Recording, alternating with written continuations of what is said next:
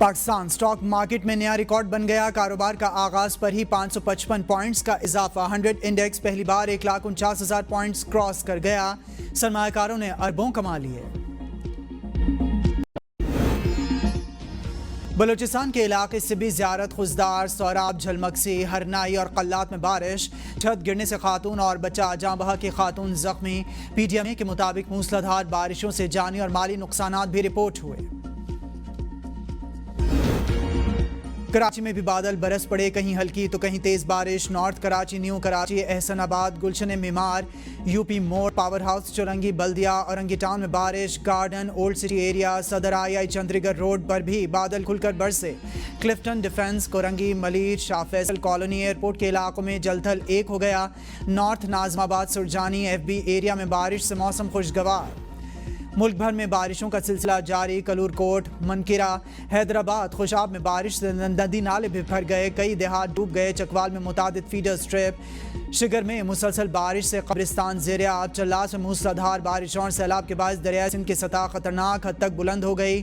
थोर, सनेवाल coat और थपलन में समेत मुतादिद इलाकों में दरख्त और आबाद ज़मीनें ज़ेरे आब। 20 वादियाँ आफतज़दा करार। दारेल, खम्बरी और खनेर का मरकजी राबता पुल तबाह। आवाम को आमदोरफ्त में मुश्किलात का सामना। सवाबी में क्लाउड बर्स्ट के दौरान मुनहदिम घरों में दब जाने वाले 8 अफराद की लाशें निकाल ली गईं। नमाज जनाजा अदा। मजीद 27 अफराद मलबे तले मौजूद। रेस्क्यू ऑपरेशन जारी। पाक फौज के जवान भी इमदादी सरगर्मियों में हिस्सा ले रहे हैं। एक आफत के बाद दूसरी आफत। वफाकी दारुल हुकूमत इस्लामाबाद और रावलपिंडी समेत कई इलाकों में जलजला। रेक्टर स्केल पर शिद्दत 5.2 रिकॉर्ड। जलजला पैमा मरकज के मुताबिक जलजले की गहराई 190 किलोमीटर। मरकज हिंदुकश रीजन अफगानिस्तान था। जलजले के झटके पेशावर, सवात, एबटाबाद, चतराल, अटक, मर्दान और सवाबी में भी महसूस किए गए। अभी तक किसी नुकसान की इत्तला नहीं मिली। वज़ीर आला पंजाब मरियम नवाज आज टोक्यो में दूसरा मसरूफ दिन गुजारेंगी। Maryam Nawaz national central park, global health medicine, Japan institute of health security का दौरा करेंगी।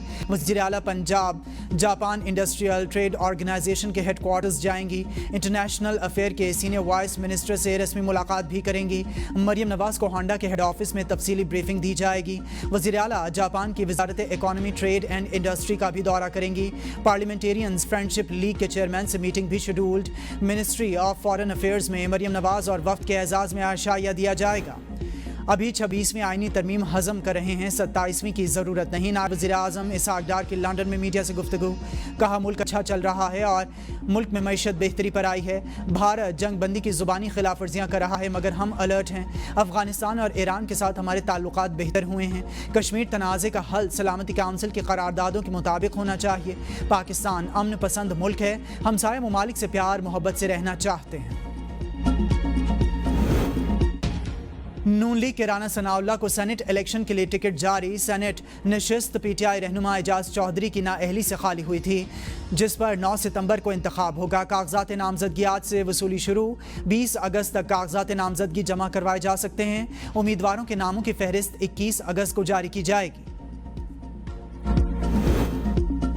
PTI को सेनेट की 8 में से 5 नशिस्तें मिली, 1-2 ने नाअहल होना है। फैसल वावडा कहते हैं कि ये पहले वालों को चोर कहते थे, खुद डाकू निकले। मौलाना फजलुर रहमान ने दुरुस्त कहा था, खैबर पख्तूनख्वा सरकारी फंड का 10% मुसल्लह ग्रोहों को जाता है। जो सूबे नाकाम होते हैं वहाँ तबाही होती है। खैबर पख्तूनख्वा में कोई मनसूबाबंदी नहीं, तवज्जो माल बटोरने पर है।